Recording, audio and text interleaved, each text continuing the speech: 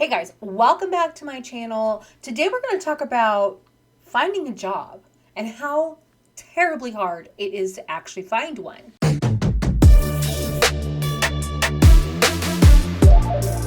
Sometimes I read the news and there'll be somebody like in the business section going, "Oh, well, these Gen Zs don't want to work. People just don't want to work." But people do. People really do want to work, but they can't find jobs that are actually hiring. That's a really big problem for us as a society. I have literally applied to over 100 jobs. Honestly, the job market in 2024 is different than anything I've ever seen. Companies are ghosting employees. Companies are putting out jobs that they had no intentions of ever hiring for, or even better, they send you through the hiring and interview process just for them never to call you back. I see countless videos and I've heard countless stories of I put in for hundreds of jobs, thousands of jobs. Even one video that went viral where a lady put in for 100,000 jobs. But here's the thing that blows people's minds when I tell them this. We're in a job market where a lot of jobs are the same, but it's a lot of applicants are the same too. On the application, it says, hey, I need X, Y, and Z. Company's looking for X, Y, and Z. You have X, Y, and Z. You and so does everybody else applying for that job. What sets you apart? Oh, I went on a website, I filled out an application, and I'm waiting to hear back. Okay. That's like putting a message in a bottle and hoping that it gets found. And because of that, companies are going to be super picky on who they're trying to get for their company. Have a plethora of candidates that all have the same qualifications.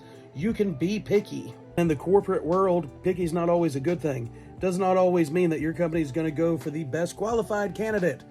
It means that they might look at whoever's willing to do it the cheapest. Ever see those jobs and you're like, who is willing to do that for that amount of money? Somebody is. And the company's going to wait until they find somebody who is. I am no expert. I'm just a walking HR violation. And I have learned in my experience, you have to look at an interview as a two-way street. Not only is it the company's time to learn about you, it's your time to learn about the company. And a lot of the times where I've sat in on interviews and interviewed people for positions, I've gone, wow, you really don't know what we do here. You look great on paper, but you didn't do your homework. If you want to work for a company that is competitive, then you have to be competitive. When they ask you that horrible interview question of, well, why do you want to work here? Play the Uno reverse card and make them sell the company to you. Why should I want to work here? What are the benefits of working here and not at your competition? You've seen my resume and you're aware of my skill set, so how can the company use my skill set to better the company, and not only that, better myself? I tell people this all the time. You're an independent contractor. You work in the business of you. So, what is the benefit for you? It's a weird market out there, and nobody's denying that the system's not broken. But if you're waiting on the system to fix itself, you're only failing yourself. You see it all the time. Nobody wants to work and nobody wants to hire. You have to be in the business of you. Once you do land that job, don't stop looking for another job. Keep irons in the fire all the time. You can take whatever I say with a grain of sand, because I am a guy sitting in his office with a Macho Man statue behind him. But this is what works for me. Tell me in the comments what has worked for you. So he has a point. Yeah, I've done that in interviews before, but that was like, it feels like a millennia. A millennia ago. It's not really, obviously, but it seems a long time ago. Like the last time I worked for a company was 2019. That's when I quit my job to work for myself, and I have not looked back. But I also do not support myself. I also have a husband who makes pretty good money, and he works in the tech industry. So, you know, there is that. But it is important to research the company you're applying to. Like if you have, well, not even applying to, but if you get the interview, you should absolutely do some research to understand what that company does. You know, that will impress them. But the thing is, I don't think that's the only thing you need to do. I think there's a bigger problem with that, and we're going to go into that. All right, you guys want to know who you're actually competing against in this job market? I've been in this job market for almost a year, and you got people that are laid off that are competing against the same roles that you're applying to. You got people that are internal that are also looking to transition into new positions. And these are FTEs and contractors that are already working within the company. And then you have referrals, who are people that already know you that work with the company that would actually give you a good recommendation. And then you have senior management and people in executive positions or higher that will have preferred candidates already in mind. And then we have people like us who are simply external hires that are hoping to join an amazing company.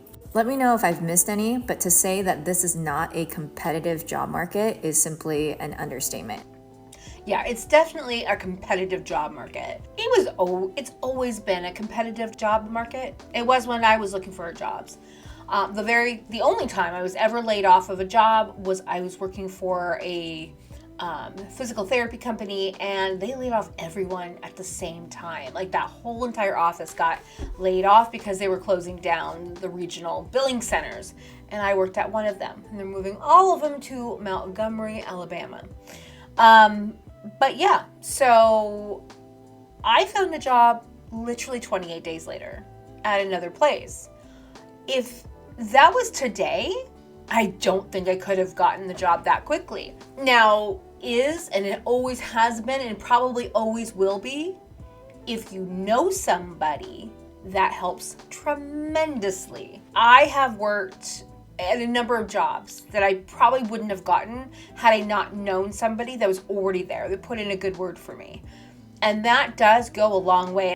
There are a number of companies that aren't willing to hire Gen Z right now. Well, I mean, at least 31% that were polled. There was about 1,000 companies that were polled, and 31% was like, yeah, no, we don't even hire Gen Z. And I'm like, but why? They're the next generation of workers. A new study finds that 30% of hiring managers say that they stay clear of Gen Z because they lack foundational work skills.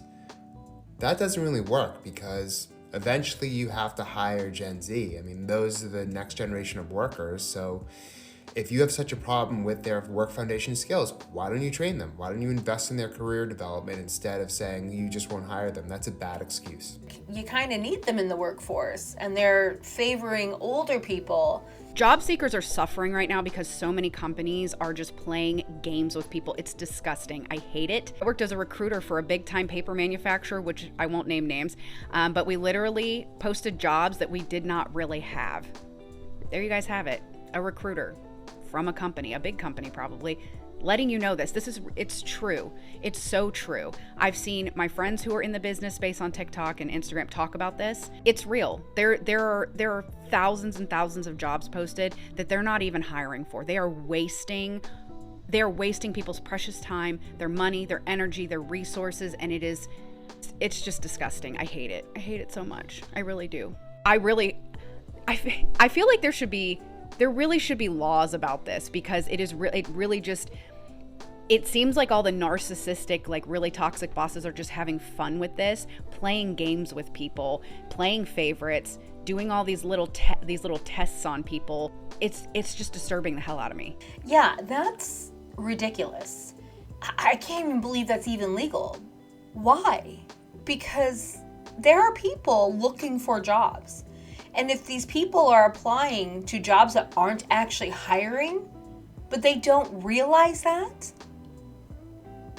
does no one else see the problem in that? That's a huge issue.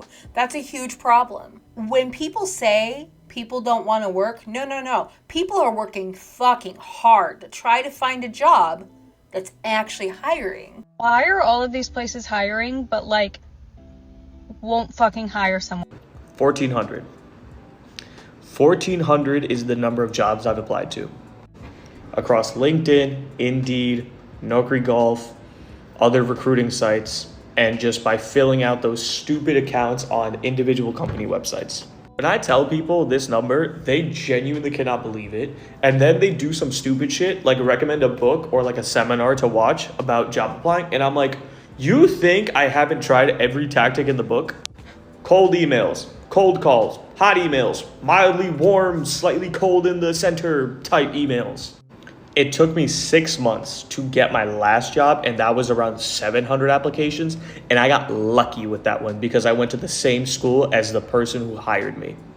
Coming up now on 6 months unemployed and 8 months of job searching, it's insane.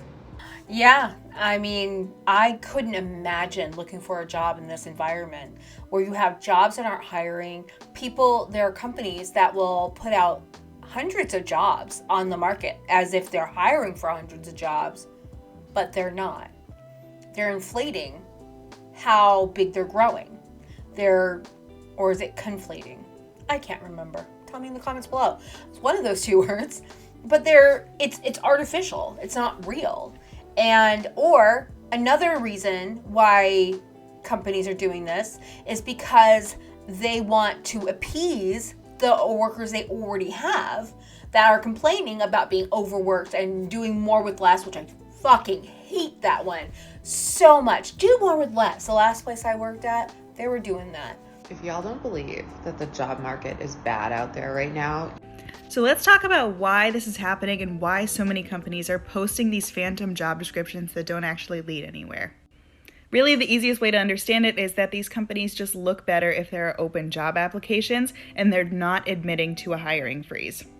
I've even seen recently there have been some companies that will announce that they're doing a layoff, and then if you go to their LinkedIn or Indeed profile, they still have dozens, if not hundreds, of open job applications that are still accepting applicants. So before you go and apply to any of these jobs, especially if you are interested in the tech space, I recommend going to this website here. It's called layoffs.fyi, and they cover the smallest to the largest layoffs that you can think of. They'll tell you how many people were laid off, what percentage of that workforce they were, and it can give you a better idea on if the job posting that you're seeing is one that is actually going to lead anywhere or if it's just there for show. And that's really good advice. I didn't even know that there's sites out there like that can actually help you navigate that really murky water of LinkedIn or Indeed or Monster. I don't even know if those are still websites that are used anymore. It's such a hard time to actually find a job, especially if you have a specific skill set or you're in a niche field and you're competing against the same 40 people to get a job in that field, but there's only 3 positions really out there. That sucks. Anyway, so let me know what you think. Do you share this sentiment?